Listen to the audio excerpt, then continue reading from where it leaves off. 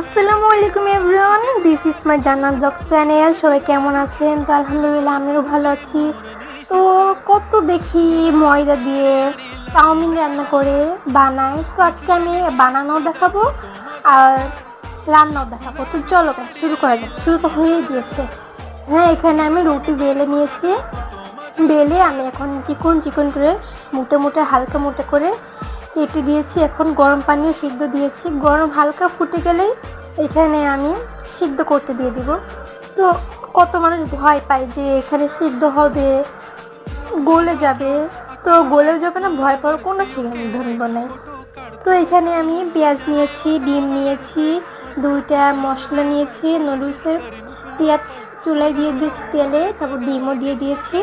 মানে স্বাভাবিক নুডলস যেভাবে রান্না করে সেভাবে রান্না করবেন, শুধু চাউমিনটাই। তো হয়ে গেল চাউমিন। আল্লাহ হাফেজ।